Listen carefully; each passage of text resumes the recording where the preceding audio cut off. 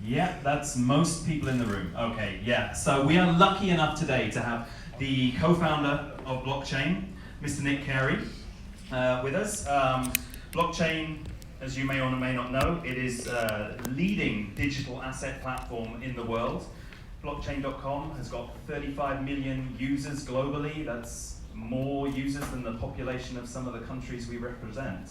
And it's raised over $75 million in investment from places like Lakestar, Google Ventures, Sir Richard Branson. So Nick has the credentials to be here, I think, but he's so much more than just the co-founder of blockchain. He's a serial entrepreneur, he's a lifelong technologist, he's 2015 European Digital Leader of the Year, I believe, and co-founder and president of Sky's the Limit, our YBI member in the USA. And on top of that, he's just a really nice guy as well. So Nick is going to take us into the future, and he's going to be talking about digital transformation and the future of entrepreneurship. So to Columbia, and ultimately to share a little bit about what I've been learning about over the past 10 and a half years or so in my work. A quick story, my mother's French, my father spent most of his life growing up in Patagonia in rural Chile. My sister and Bo, my business partner, actually spent time in the Middle East and North Africa. And I have visited with young entrepreneurs around the world, and I think if I could dedicate the rest of my life to supporting them in any endeavor, it would be a worthwhile time spent. So I'm really eager to really learn from most of you today, and also share my experiences around how technology has been impacting the world over the past century, and then maybe peer into the future a little bit so we can study what's going to happen. So my presentation today, with Anita's guidance, was really to focus a bit on the future. This conference will have tracks on the future, progress, and growth, and we really want to start today by having a bit of a dialogue about what is happening in the world, realistically assess some of the really big challenges that are in front of us, look at how technology is broadly being integrated across our lives and into the fabric of the world, and how we can use these things to maybe improve the state of the world. And ultimately, if we can empower young entrepreneurs and give them confidence, we can solve all of these problems. So, without further ado, we're going to dig right in. So, the future of entrepreneurship, future progress and growth. Thank you, YBI, and for as we get, hopefully this presentation works. Okay, for everyone, if you're tweeting or basically doing anything on social media, please use our hashtags so that we can get all of that content in single streams. So we'll push forward here. The future is about to get very weird. And I think it's okay to be realistic about the roles that technology plays, the things it can do that are really good, and some of the things that it's going to potentially fail at. And we all have to get more comfortable with those things together. One of the questions we all need to be asking ourselves is, how confident are you that your organization is using the right technology for the future? And sometimes this is a bit uncomfortable. We have to figure out how to use these tools. We have to practice getting better at using technology so that when young entrepreneurs ask us what we should do, we can listen to them and also give them good advisement. So, hopefully we have a few things you can look at here. Please, if you don't mind, visit slide.io. We're going to be using this all week. It's a way for the audience to participate in polling and questions, and our moderators are going to be including these things in a lot of the content. So one of the questions we want to have as a framing question for all of the member organizations is, generally speaking, how much are entrepreneurs using technology to build successful businesses in your organizations? So if you wouldn't mind just going through to slide.io and inputting the GYSE 2019 questions up, we'll start to look at these things, and we'll go back and forth at the end of this presentation, but I think it'll be important to kind of get a temperature check for whether or not you feel your young entrepreneurs are using technology effectively in their organizations. So we'll come back to these polls. Please go ahead and submit those things in the background. You visit slide.io and input that code. So generally speaking, how much are young entrepreneurs using technology to build a successful business? So as Anita mentioned, in 2015, the United Nations convened its member states and put together a large global agenda looking at macro challenges, and those have now been known as the Sustainable Development Goals. I've been participating on the sidelines of this working as one of the founding members and commissioners for the Global Committee on Sustainable Development Goals using technology, and especially blockchain technology. So I've identified 5 that I want to spend some time on today. They're by no means comprehensive, but they're really sort of at the top of the list of things that are driving an enormous amount of macro challenge across the economies of the world. And the first one, without a doubt, are owning an ever-increasing amount of capital. And this has come in a different way. You can see here the red bars. So what this has implications for is access to capital and access to opportunity. And it's going to be one of the biggest challenges that young entrepreneurs, but really all of us face. Most people spend their whole lives in pursuit of money and don't necessarily understand why their money has value and the properties that give that money value. But if there's an ever-increasing amount of it in the control of fewer and fewer people, it will not work as evenly and as fairly for many people. Climate change is a massive challenge. The world's largest investor in climate change research is actually the United States Defense Department. And that is because the United States Defense Department knows that when climate change occurs, people move around. And when people move around, there are social consequences. There can be war. And so they spend more money than anyone else studying this. The last few years have seen dramatic changes in the climate, and they're very concerning. Arctic Sea has reached a record low for the 3rd straight year running. The sea levels have increased. 18 of the warmest years on record have occurred in the last 19 years. And the ocean is 26% more acidic than it was a century ago. We don't even know how challenging and how bad some of these impacts will be, but they are going to be monumental. Beyond climate change, though, education continues to be a major challenge in the world that disproportionately affects women. Progress was made in some ways if we look at total number of students that have been out of class, but there are over 250 million people, 250 million children every single day that do not go to school. So we have a lot of work to do better job there. And then health. There are millions of young adults and young children that die every single year. 1 in 10 adults have diabetes. The life expectancy in different jurisdictions is vastly disproportionate. Access to health is not universal in any way, shape, or form. This costs the societies and political systems of the world billions and billions of dollars, and it is quite sad. And maybe for us, one of the things we're going to be spending a lot of time focused on is how are all these challenges and how is the economy changing the way we work. In the United States, but actually quite globally, and Accenture has great research on this, 40% of the economy will be run by contingent workers. A contingent worker is like a gig economy employee or a contractor. This is a huge change over 25 years ago. But maybe more shocking is that 85% of jobs that will be available by the year 2030 do not exist yet. So we don't even know what the job landscape's really going to look like. And that is a really impressive and kind of concerning statistic. So those 5 core macro challenges are things I've been thinking a lot about, and I've been thinking a lot about how technology is going to be implicated in those things. But here's the good news, and it wasn't just to be scary about these big challenges. There have always been challenges, and that's no different today than it was 100 years ago or 500 years ago. Whenever there are challenges, there are incredible opportunities to meet those challenges. So they're big, they're real, they're micro, they're macro, they're local, and they're global. And what's exciting is that the solutions to all these challenges are those things as well. And entrepreneurs are the best people in the world to come chase after these challenges, imagine a world where they're fixed, and then pursue them relentlessly. And so this is one of the things that inspires me so much, is looking in the face of Goliath and still deciding that you can take that giant challenge on. You know what? Everyone in this room is also part of the 1%. And I don't mean it in the economic way. I mean it in the way that you can pursue and challenge and come after these big efforts because you are resilient. In fact, you are so resilient, you're actually in the 0.33%. There are just 0.33% of people on an annual basis that decide to start a business.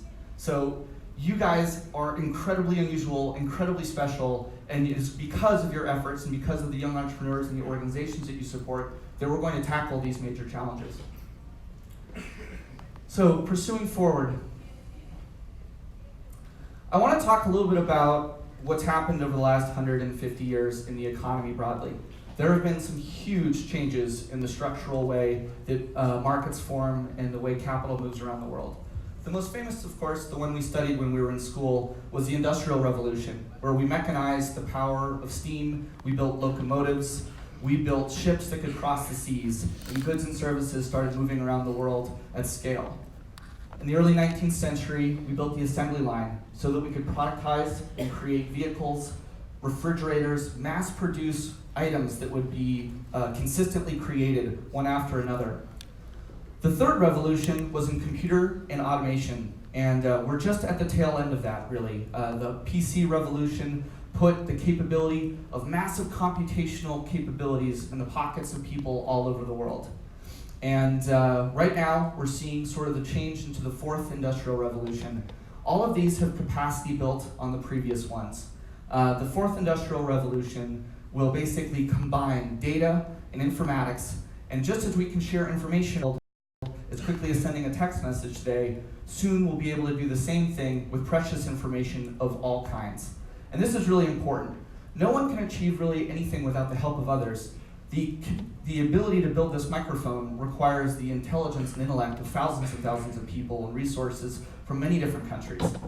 But as basically computer systems merge with informatics, we're going to see some really powerful changes in the way the world is organized. And I want to explore some of those with you guys today.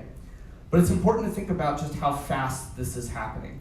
60 years ago, people would spend an enormous amount of money on a television and they would have 2 channels.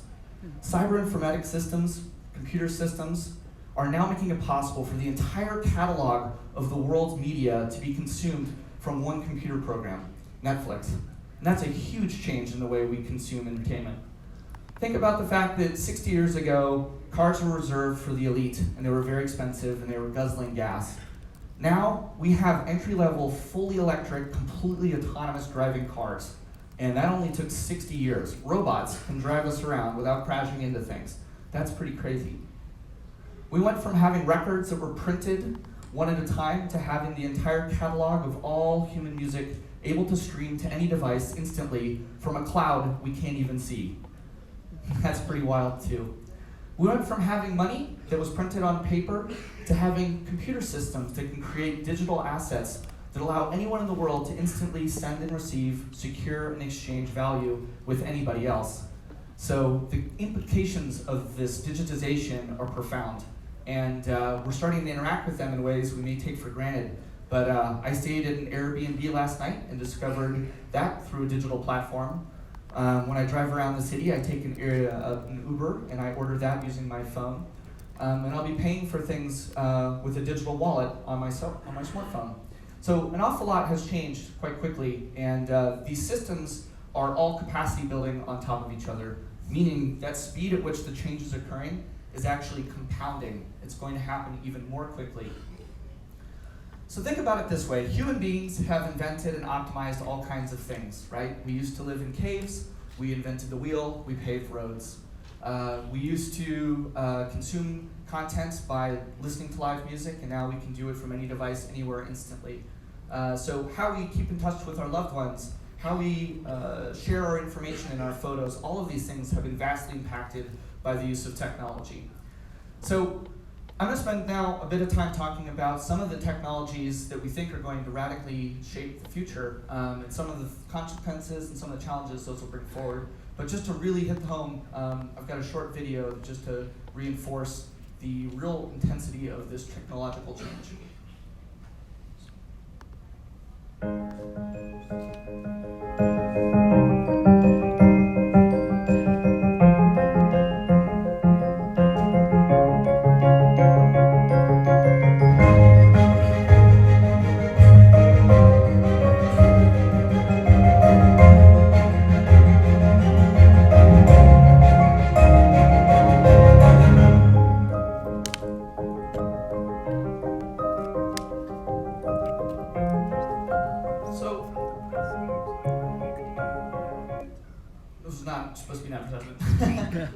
The point is, one of the capabilities that's happened is it's now possible for software to wrap the whole planet in a capability for all people to exchange valuable information. And we saw this with telephony using Skype. Many of you maybe use Google. We saw it with the way we download and share music and content. And now we've got a whole bunch of new vocabulary words that can seem really intimidating. But blockchain technology, to understand one thing about it, is it's basically a way for people to share valuable and precious information. And I'm going to walk you through some use cases of that technology today, because it has a lot more to do with how we collaborate than it does anything else.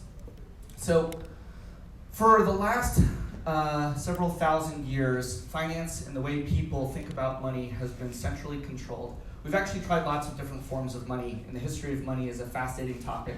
But we used to use precious metals, we've used feathers, we've used beads, and we invented cash as a medium of exchange to help people facilitate commerce. It's quite likely, though, that within the next 10 to 15 years, money will become digital too. And it's important that we design money in a way that's fair and open for all people to access. Wall Street is not interested in doing that, though, because if you control capital, you can decide how it moves around. You can make money off of that money. That is not necessarily a great way for the rest of the world to have access to financial tools, though. So let's talk a little bit about how transactional networks function. We use transactional networks every single day to make telephone calls, to pay for things in our communities. Transactional networks have currency, they have a record-keeping system for who owns what, and then there's settlement, which means the transaction occurs and it's finalized. You can't take it back. So if I hand Anita a £5 note, I've given her some currency, and there's been settlement. She has it instantly. Well, most ledger systems, like they've been designed for hundreds of years, sit in centralized custodians. So the Medici family in Italy founded the modern banking and financial system. And basically they put trusted partners all over the world, and you would move money between these different nodes. And that worked okay for a few hundred years. But as the world's become more digital, and as people have basically moved all over the planet, and capital and goods need to move more quickly, this system is really, really inefficient. And that's why simple tasks like sending a payment from London to Cartagena can take 5 to 7 days. It costs lots of dollars to do these transactions, and that's kind of crazy when you can send a text message to anyone in the world instantly, basically for free. So why can't we do the same thing with money or other precious information? Well, primarily it's because of design problems. We really need the ability for all people to share a single state of truth and information between each other. And that's really what blockchain technology is all about. It's about having a record-keeping system that all people can see and access at the same time. So we don't have to rely on counterparties. Everyone gets to see the same thing at the same time. So basically, if you hear about blockchain, just think of it as a giant spreadsheet in the cloud that all people can see and write instructions into. And we can use that for storing money. We can use it for storing medical healthcare records. We can use it for accessing specific and precious information of many different types. And there are entrepreneurs all over the world focused on building these things. But if you think about how humans coordinate and work together, we've seen some pretty big transformations. There was a command and control structure where a centralized system or general would decide who had access to what information. Over the past 10 years, we moved to the cloud, where instead of there being one of these instances, there were large farms that are run by large technology companies helping move some of that data around. But what it's going to look like is really a web, a gigantic web where all people, devices, and individuals and institutions can transact with each other on a peer-to-peer basis. And there's some really significant reasons why that's going to happen. Most of them have to do with privacy and risk. We've collected and centralized too much information into systems, and when you do that, you increase the risk that there will be compromises or breaches of that data. That's why every single year, the number of breaches and the number of attacks on large silos of information increase. So what we really need to do is decentralize that risk and spread it out. So that's happening already, and policymakers are moving to facilitate these things. But it's also just a better use case and a better security design.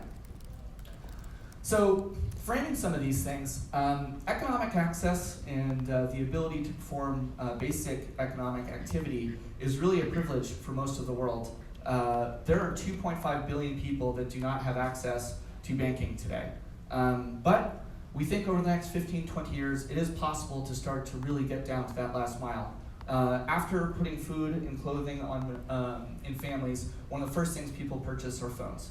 And cell phones have the ability to be an endpoint for all kinds of incredible software to deliver on services that help individuals improve their health, get education in a bespoke way, and also get economic access through software that lets them transact in a global way. So again, think about wrapping that whole earth in ability for all people to do things like send, receive, secure, and exchange value. This will have enormous implications for how entrepreneurs can build markets in new ways. Digital financing can enable cross-border payments. This is a big deal. There were businesses for decades that were parasitic, companies that would take huge amounts of fees from individuals sending money back home. So there are large diaspora populations all over the planet. In the United States, there are many families that send funds back to, say, Latin and South America, or in Dubai, many families that have come from India to work send money back to India, but they pay exorbitant fees when they do these things. But using software, we can bring those fees down basically to nothing.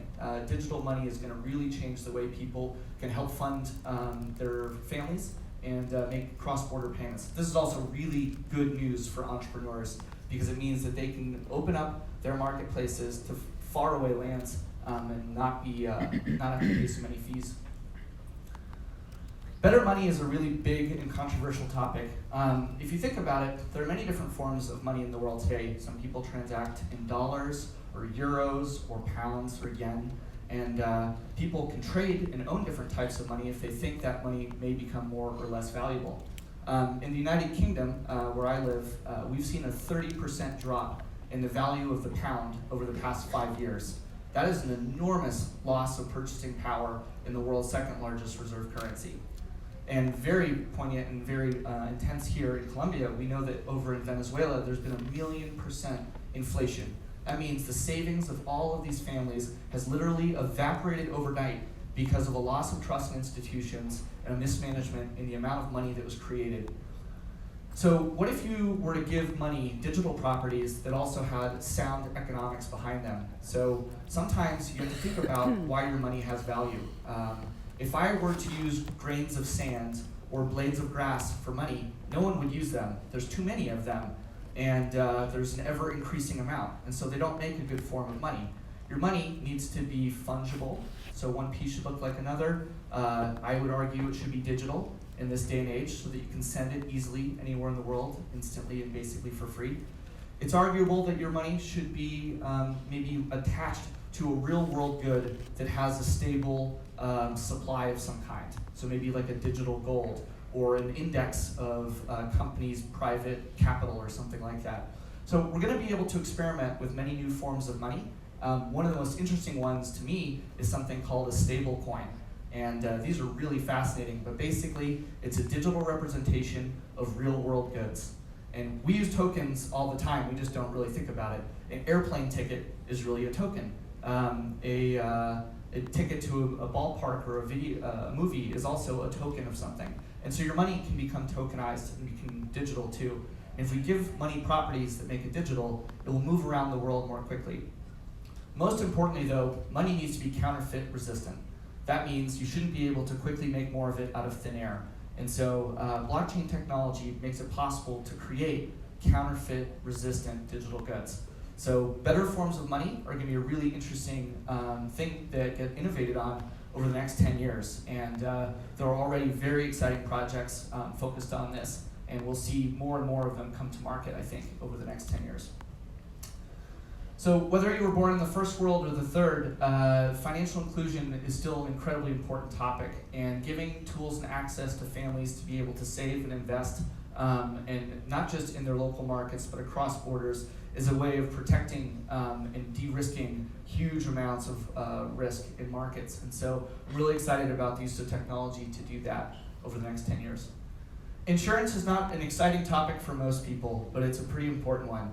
But imagine being able to program money. Now this sounds kind of crazy maybe, but just think about it for a second. If I have money that's in the form of a computer system, I can give it instructions and then it can do stuff. So I might put my money together with Anita and Kevin and Roger, and we say, if anyone has a health problem over the next year, they can come together and request some of that funding back from a joint account. And we can also get to a point where we start to automate these things. So if you come with a doctor's note, the contract that is programmed money can then just issue funds to the person. Or maybe collective insurance for drought in Africa, or even in the United States where hurricanes are a big problem. Clearing issuance of insurance contracts is incredibly time-consuming and costly. But if you can program your money, you can change all of that and make it happen in a much more quick and automated way. Supply chains are how we move things around the world, and it's how we build buildings by taking in materials from different places and combining them. But we often don't really know where things come from. And being able to track things across borders, especially for things like food and precious metals and materials that are important to us, is really quite critical. And being able to make sure that things come to market in safe and responsible ways is also very important. So using capabilities from technology, we can do that in scalable ways that are highly transparent. So as a consumer, I can put things in my body I know are actually fair trade, I know are actually organic, or I know are ethically sourced. And until we have transparency across these supply chains, there's lots of risks. So I'm really excited about the use of blockchain, especially for supply chain management. Music, art, all of these things are going to be changed as well. Today, if I'm a musician and I want to start a band, I basically have to work with a record label. And I have to pray that someone puts me on that record label, and then they're going to own 85 to 90% of the entire lifetime's work that I create, and someone else will really make all the money off of my work. Well, imagine if I could sell shares in all of the music I ever create, put it up on a website, and when you listen to it, the payments come directly to the artist. That's the kind of thing we can do with technology and completely change the relationship between artists and music producers and the market in general. And the same is true of art and of movies and other things. I'm going to wrap up really quickly soon, but I think education is still one of the most challenging areas that we need to be spending time thinking about. I don't learn the same way as other people, and all of you learn in ways that are just specifically unique to you. So how should we be learning? Is it about sitting in a classroom and having one teacher tell you what to do from a textbook? And that might work for some people, but what we could do is diagnose every individual through software and say, well, Nick really likes experiential learning, and we're going to make sure that we're delivering software that coaches him in a very specific way, and then survey to make sure that that person is doing a better job. Software allows us to individually prescribe educational patterns to individuals, and I think that's going to be really, really important. We can deliver personalized education on a mass scale, and that's going to be really, really neat. I think in entrepreneurship training, this is going to be really fascinating as well. How do we build tools and services to train entrepreneurs in ways that are meaningful to them? Everybody learns differently, and creating capabilities that are personalized in education are really going to be significant. Health is big. I want to be able to exchange personal information about my health with my doctor in a peer-to-peer way. I don't want to, maybe if I meet with my doctor or psychologist, go onto Facebook and then see a whole bunch of advertisements for self-help books, right? I want to have a private relationship with my physician. I might want to be able to beam data that's coming off of a device I wear on my wrist instantly to my physician and have that information tracked in the long term. This is where big data gets really, really quite interesting. If we collect more of this information in secure and safe ways, we can begin to do far more advanced diagnostics than are possible at this moment. In fact, IBM is testing a whole bunch of interesting work here, where the diagnostic work computer systems are able to do far exceeds the efficacy of physicians in the original and first diagnosis. And if we can do that, we can save a lot of lives around the world. But it all has to do with collecting information and building assessments off of it. The future of work is going to change because of all of these things. And entrepreneurs need to harness these technologies. They need to practice using them. And that's really probably one of the biggest things I think about. I am probably never going to be a very good NBA basketball player, right? I'm too short, and I'm not that good of a shot, and I don't have very good eyesight. But if I go and practice every single day and shoot hoops, I can get better. And we can all get better with technology. We can all get better at building businesses. And we can all do those things because we practice them. And when we have good coaches and good mentors, we can really, really improve. So how do we prepare for the world that's going to come? I think you need to ask yourselves some questions. Are you using technology to improve your use of time? How are you implementing tools and practices to reduce frictions or inefficiencies in your organizations? Is your organization future-proof? And that's a big question. It's really tough to look at yourself in the mirror and say, man, I don't know if I really want to go through these efforts, and maybe everything's okay today. But ultimately, it says it right there, innovation is really at the core of everything we should be pursuing. We're inheriting a world that was not really structured for us to be able to navigate easily. And it's on us and it's on the youth to build a better world and invent one that's more fair and equal for everyone. And I think those things are all possible. We just have to fight for them and work really hard. So are you working on the right problem is always a question I'm asking myself. I think we'll get a real sense for that out of this over the next 4 or 5 days. And so these are the questions that are top of mind for me when I think about how I run organizations and also how we can prepare for what's coming over the horizon. And it's not that we need to be afraid of these things. We need to be excited about them. The opportunities are bigger than ever, and now we have tools that allow us to deliver impact at incredible scale. There are hundreds of millions of young adults that are going to be looking for ways to develop agency, to feed their families, to build tools and services that are useful for their communities, that are useful for the world, and we can help that all happen. So I know it's a lot to take in. The question again for the week is, what do you need to support young entrepreneurs in this changing world?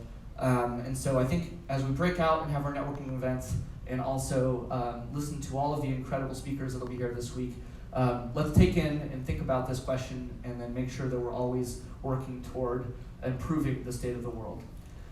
So I will now hand this over to you guys. I know that was a lot, but I was asked to cover some of the more challenging aspects of what's happening in tech, and there's a lot going on. But there's never been a more exciting time than right now to support youth entrepreneurs. We have a total lack of leadership in the world today, and the way the world could be better designed. And I'm really excited about working on that with all of you. So thank you very much. And I know we've got some questions that will probably come in, so I'll need the help of our amazing MCs, and they'll help facilitate some of the questions that come up. And we may surrender some time back to you to stay on schedule. So thank you very much.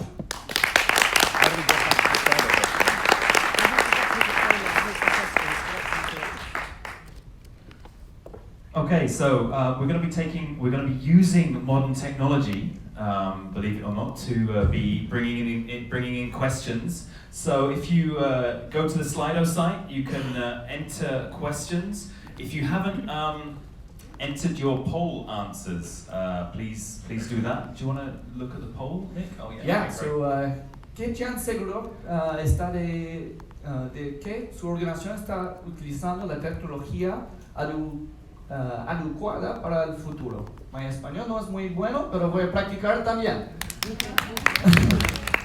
So we saw it there on the polls. Looks like we do feel like technology is being used, but maybe not effectively everywhere. So quite confident was the largest, but still 33% not sure. 100% were future-proof. That person's very confident. And then some help needed too. Okay, good. I think it'd be really interesting to hear what tools and software and different pieces of technology people are using when you guys meet with each other. It would be super interesting to visit. I think there's some really important tools that I use and rely on to keep it coordinated with my teams that are really quite effective, so I'm happy to talk about those things. We also had a different question as well. Can we see the poll for that one come up?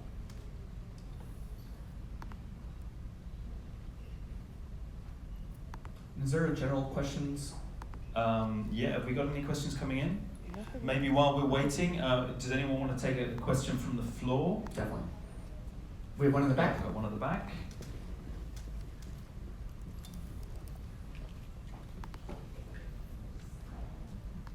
Hello, good morning. Hola. Hola, my name is Leticia Gasca. I am from Mexico, but I live in New York. And I was like writing down my question, but I thought that this was gonna be faster. I run a school that teaches skills for the future of work, and I was wondering, what's your opinion on the skill of creativity, which tends to be very polemic because some people think that in the future algorithms and robots will be able to be creative. I mean, there are some algorithms that have already created novels and music. But I was wondering, what do you think about creativity as a relevant skill for the future? Thank you. Yes, thank you so much for your question. The most viewed TED Talk of all time is by someone that basically spends their whole time talking about how important creativity is. So if you haven't seen that one, I highly recommend watching it.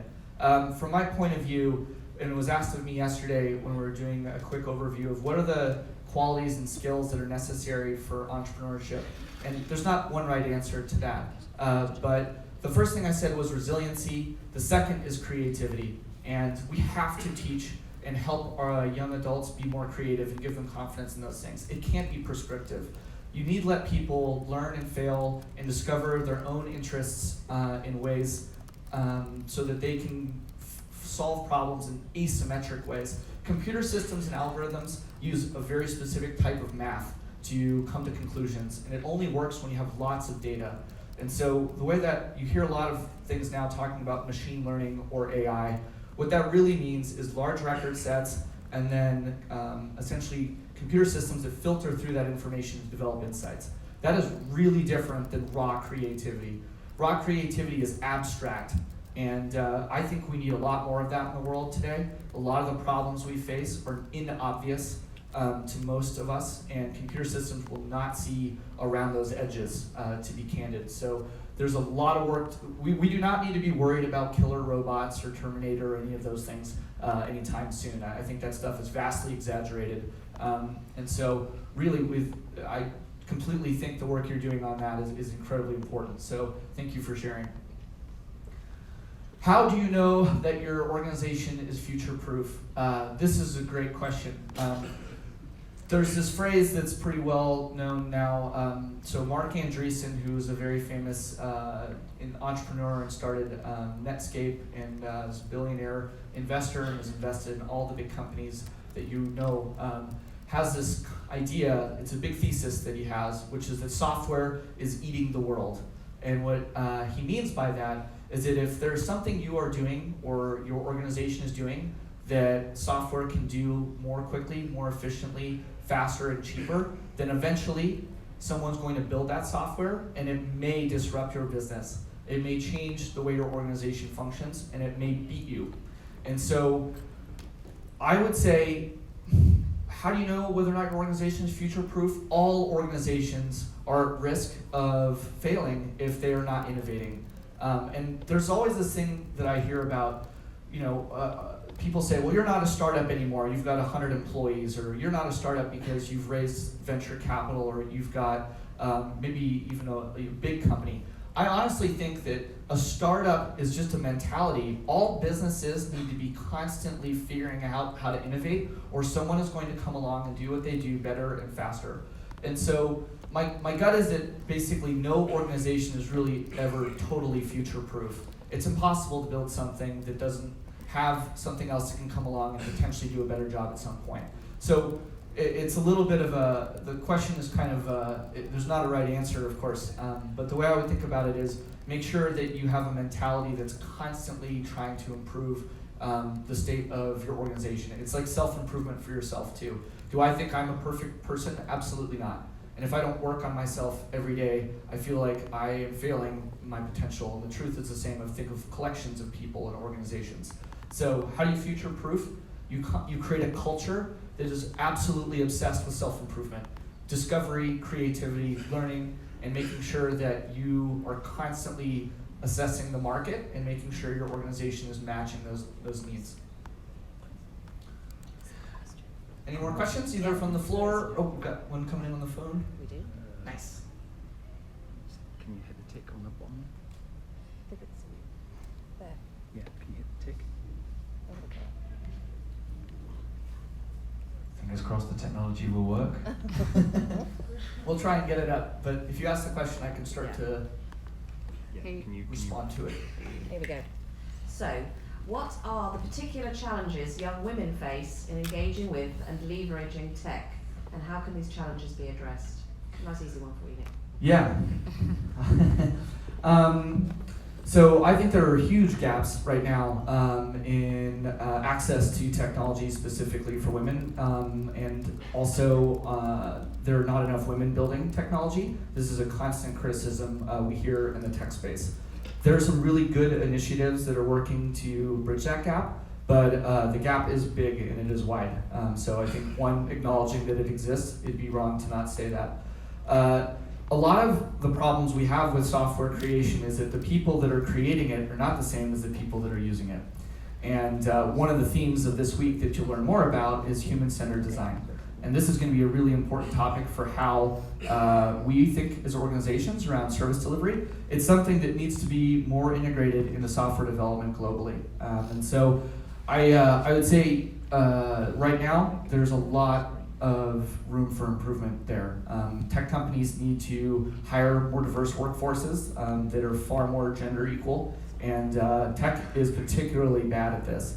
And so I think there are initiatives focused on this. There's reports now that are required in the UK, for example, where they have to publish gender and pay gaps.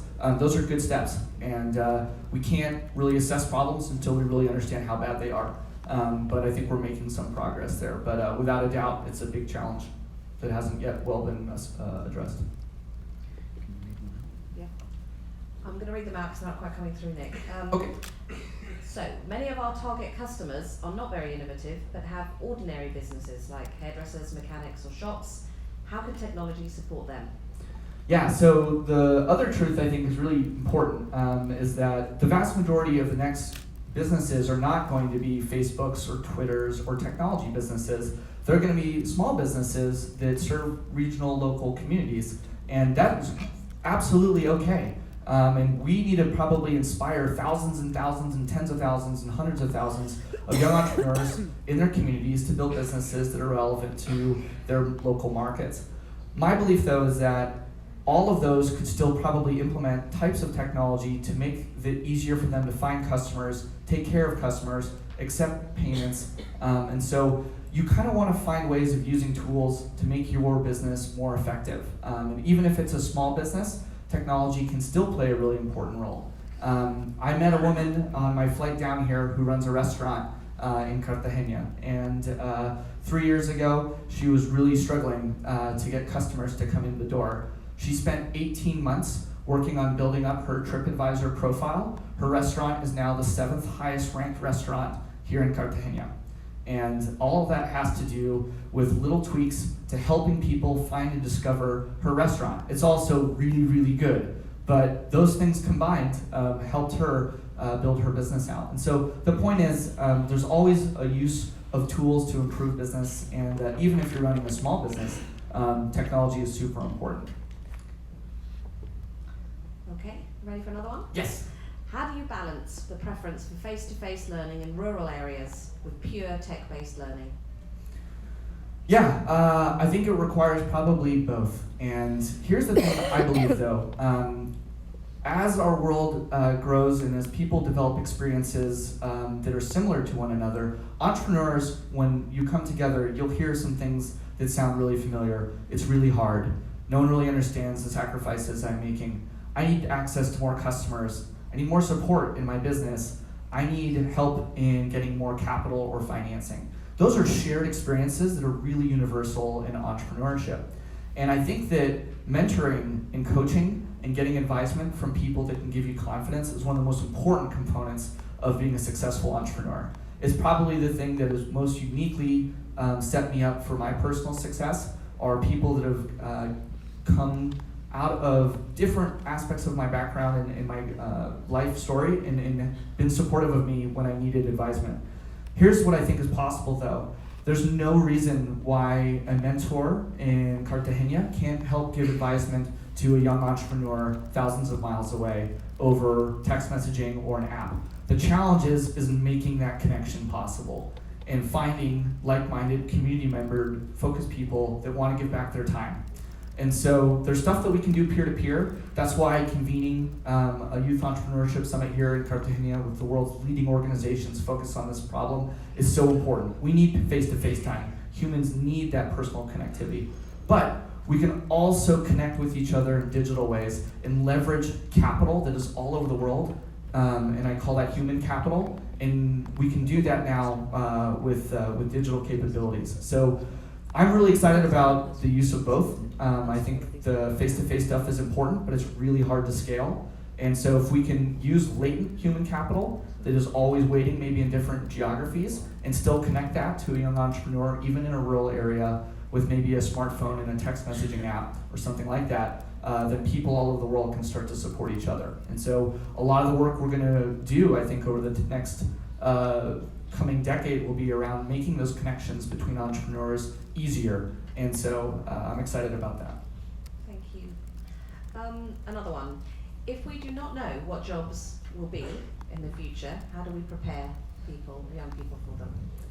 So this is where I think resiliency and creativity really do play a huge role. And it's not just to repeat things 100 times, but this is why it's so important.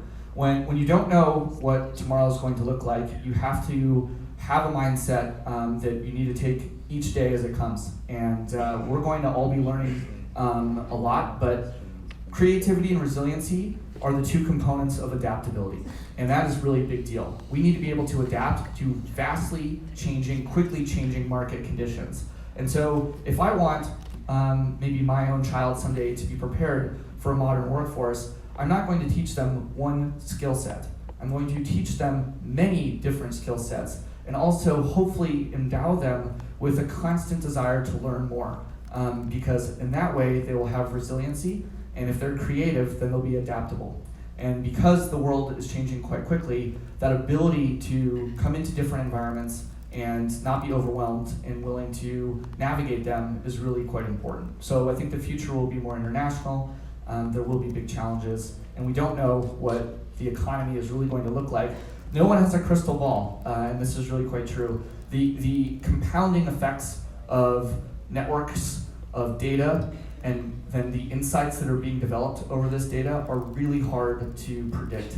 But the way I think about this a little bit that helps me is imagine if this stage was a pond, and if you plant a lily pad and it doubles in size every single day, and in 30 days, the whole pond is completely full of lily pads.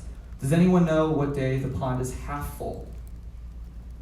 It happens on the 29th day, the day before the end of the month. This is what's known as exponential growth.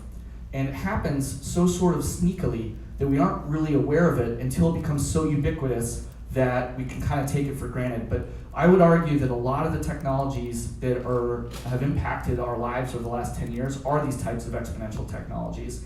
The way we went from having blockbuster stores where people would go and rent video cassettes to having all of the movies in the history of time and all of the television shows and all of Bollywood all in one app that you can download instantly from the cloud in a period of 5 years is unbelievable. Imagine what that'll look like 5 years from now. You know, the iPhone came to market 11 years ago. Just 11 years ago, the iPhone was released, and now there are something like 1.8 billion smartphones in the world, and the cost of a smartphone has dropped from hundreds and hundreds of dollars down to $40, and we think that'll continue to drop. So my point is that exponential technologies are very hard to predict outcomes on, and that's why I think adaptability is probably the most important kind of longitudinal trait that I would encourage organizations, but also us as educators and teachers to really inspire in youth, because the world is going to change quickly. Thank you for that. Ironically, the technology has been failing us at this end. Slido is causing us a few problems. So do we have we've got time for maybe one or two more questions. We can take those from the floor. Anyone? Oh, yep, we've got one from the back here, Maritza. Hi Nick, it's great to see you again. Do you know anything about quantum technology? We're starting to hear it and the FG. Can you tell us something about it? Yeah, so quantum technology refers to, you may have heard the term a quantum leap to the computational capability of computers to solve math problems.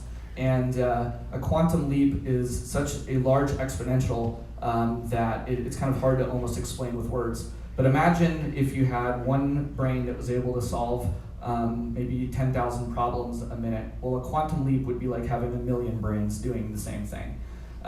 There are some really strong advancements in quantum computing, and this isn't to be afraid of those things. The record sets and the data sets that are being created today are so dramatically huge.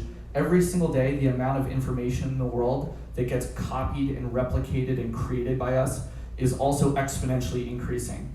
And so the need for computational capabilities to also basically run searches against that data are sort of meeting at the same speed. And so there's a concept called Moore's Law in computer science, which is the computational capability is basically doubling every 18 months. It looks like within the next 10 years, we will have quantum computing capabilities. I think that's going to be really interesting, especially in data science, especially in healthcare technology, and there will be some implications, certainly, in some of the more sensitive aspects of digital security. A quantum computer would theoretically be able to break, for example, credit card encryption. But when there is a quantum computer, the same capabilities of that computer to be used for good or for less good things are the same. And so you basically kind of have a balance usually when things get really developed that are advanced. Usually the defensive systems kind of match at the same time. So I'm excited about quantum computing. It is also just, it's probably 10 years really away when you hear about it in the media. Okay, we've got a couple more minutes. Any final question? I can take a final question from the floor. Anyone? No? Yeah, there's one right at the back there. Giving me some exercise. Hello, you said lots of things that you're excited about. What's the thing that you're most excited about for the future? Ooh, let's see. Most excited about in the future. I really am excited about when we get digitally native millennials and young adults into leadership positions in the world. I get the real privilege of traveling all over the planet and meeting with communities of young adults and working with technologists and also working with policymakers. But I can tell you the gap between the people that are in control and leadership of the world today and the challenges that are being faced in our communities is incredibly wide.